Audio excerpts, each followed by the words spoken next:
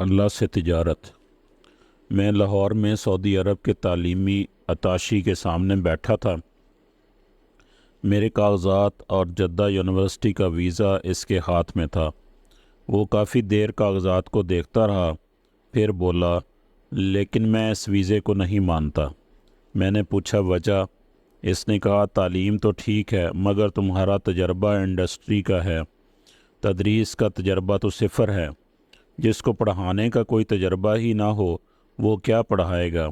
मैंने कहा, सर, लेकिन जद्दा में रईसुल कस्म ने मेरा टेस्ट और पढ़ाई का तरीका देखकर मेरी सिफारिश की।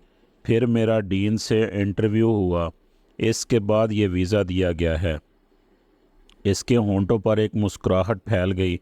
बोला, ज़रूरी नहीं कि अगर उन्होंने गलती की हो तो मैं भी गलती करूं। मैंने कहा, सर, ये वीज़ा वाइस चांसलर ने जारी किया है जिसकी पोस्ट वज़ीर के बराबर होती है। वो फिर मुस्कुराया और बोला, और मुझको ऐसे 15 वज़ीरों के काम को चेक करने के लिए बिठाया गया है। अगर आप चाहें तो मैं आपके कागज़ात पर लिख कर दे सकता हूं कि आपको वीज़ा नहीं दिया जा सकता। मैंने इससे मज़ीद हुज्जत की तो इसने कहा, जब तक मैं इस सीट पर हूं देखता हूं तुमको वीज़ा कौन देता है। मेरे जहन में अपनी पुरानी कंपनी के मिस्टर फ्रेडरिक के अल्फाज गूंजे, मिस्टर रिजवान, तुम नौकरी छोड़कर बड़ी गलती कर रहे हो। मैंने इन लोगों के साथ 20 साल काम किया है। इनका हर वादा गलत होता है। और मैंने गुस्सा में जवाब दिया था, ये लोग हमारे लिए बड़े मुक़द्दस हैं, तुम इनकी तौहीन कर रहे हो। इसने कागज़ात पर दस्तखत करते हुए कहा था, एक वक़्त आएगा तुम मेरे अल्फाज को याद करोगे। शायद वो वक़्त आ गया था। फिर इसके बाद मैंने 2 और चक्कर लगाए हवाई जहाज़ से, और हर बार अताशी का वही जवाब था, जब तक मैं इस सीट पर हूँ देखता हूँ तुमको वीज़ा कौन देता है। मेरे लिए ये बड़ा सख्त वक़्त था। खुदा ही मिला न विसाले सनम। 2 महीने बेरोज़गारी के हो चुके थे। मैं सख्त टेंशन में बैठा था कि बेल बजी। दरवाज़े पर टीन डब्बे वाला था। कोई 70 साल का होगा, बिल्कुल हड्डियों का ढांचा, मैला कुचैला, पैबंद लगे कपड़े, पसीने में नहाया हुआ। कहने लगा, साहब 10 साल हो गए हैं इन गलियों में चक्कर लगाते, आज पहली बार किसी के घर की बेल बजाई है। मैंने हैरत से कहा, हाँ बोलो। कहने लगा, यहाँ नहीं, वहाँ नीम के पेड़ के नीचे चबूतरे पर बैठकर आराम से बात करनी है। मैं तज़ब्ज़ब के आलम में इसके साथ चल पड़ा। कहने लगा, साहब, मेरी इकलौती बच्ची की शादी होने वाली है। शादी में सिर्फ़ 1 हफ़्ता बाकी रह गया है, मगर मेरे पास एक पैसा नहीं है। आजकल काम भी बहुत मंदा है। कई लोगों से उधार मांगा, सब ने मना कर दिया। कल रात बहुत देर तक मस्जिद में रोया और दुआ मांगी तो रात में ख्वाब में आपकी गली और घर नज़र आया, और आवाज़ आई, इनसे जाकर मांग ले, इसलिए सिर्फ़ आपका दरवाज़ा खटखटाया है। मुझे इसकी कहानी पर यकीन नहीं आया, और हंसी भी आई कि लोग कैसी कैसी 420 करने लगे हैं। मैंने अज़राह मजाक पूछा, कितने पैसे की ज़रूरत है। बोला, साहब, सादगी से रुखसती करनी है। जेवर तो मैं अपनी बीवी का चढ़ा दूंगा, मगर 5-6 जोड़े और शादी का खाना तो करना होगा। कोई 30,000 का खर्चा होगा। मैंने सोचा 50,000 तो आजकल सिर्फ दुल्हन के ब्यूटी पार्लर में ही खर्च हो जाते हैं। ये रकम मेरे लिए बहुत मामूली थी अगर मैं बाहर काम कर रहा होता, मगर अब इस बेरोज़गारी में ये मेरे लिए बहुत बड़ी रकम थी। मैं खामोश सा हो गया और बोला, साहब, आप मेरे साथ मेरे घर चलें और मेरे मोहल्ले वालों से पूछ लें। ये झूठी कहानी नहीं है। मैं गरीब ज़रूर हूँ मगर ईमानदार हूँ। किस्तों में आपकी रकम लौटा दूँगा।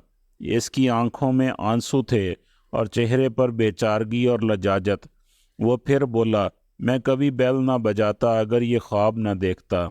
मैं अजीब शशोपंज में था। फिर मुझे याद आया, कहीं पढ़ा था कि जब तंगी हो तो खुदा से तिजारत किया करो, वो कभी नाउमीद नहीं करता। 30,000 देने का मतलब ये था कि अब वापसी की कोई उम्मीद नहीं। خیر میں گیا اور 30,000 اس کے ہاتھ میں رکھ دیے۔ اس نے میرے ہاتھ چوم لیے اور رونے لگا۔ کوئی 15 دن بعد پھر اس نے دروازہ کھٹکھٹایا۔ میں نے غصہ سے پوچھا، اب کیا مسئلہ ہے؟ کیا پھر کوئی خواب دیکھا ہے؟ بولا، ہاں، مگر آپ کو کیسے پتہ چلا؟ میں نے جھنجھلا کر کہا، ظاہر ہے پہلے خواب دیکھا تھا تو بیل بجائی، اب پھر خواب دیکھا ہوگا جو بیل بجائی ہے۔ جلدی بتاؤ، مجھے بہت کام ہے۔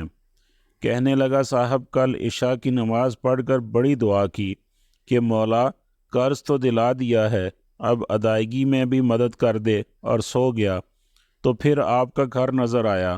آواز آئی کہ تیرا قرض ادا کر دیا گیا ہے، جا کر بتا دے کہ اس کا بھی کام کر دیا گیا ہے۔